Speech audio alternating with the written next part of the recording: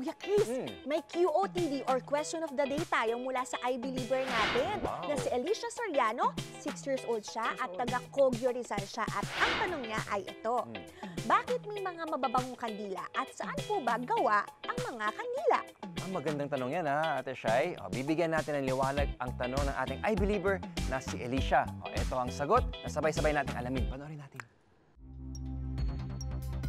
Pag-usapan muna natin ang origins ng kandila across the globe. Iba-ibang lugar, iba-iba din ng paraan kung paano na-imbento ang kandila.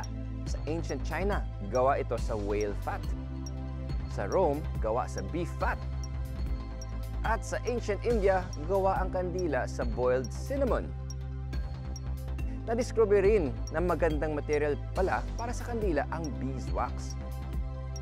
Bago ang kandila, ginagamit na ilaw noon ang oil lamp.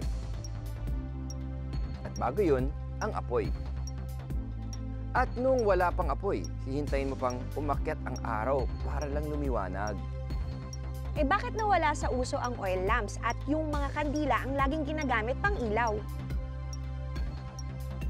Nung bumagsak ang Roman Empire, hindi na nakakakuha ng olive oil ang mga European para sa mga lampara nila.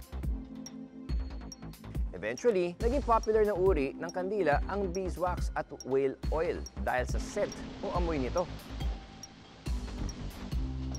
Kahit available ang mga beef fat, ayaw nito ng mga tao kasi masangsang ang amoy nito. Dahil sa global trade, dumadami yung substances na pwedeng gawing kandila tulad ng colza oil at canola oil. May naitulong din ang candle oil sa mga scientific advancement. Nadiskubre na marami palang silbi ang mga oil na to bukod sa paggawa ng kandila. Example, ginamit na coating ng ships ang colza oil para maging buoyant at lumutang ito sa tubig.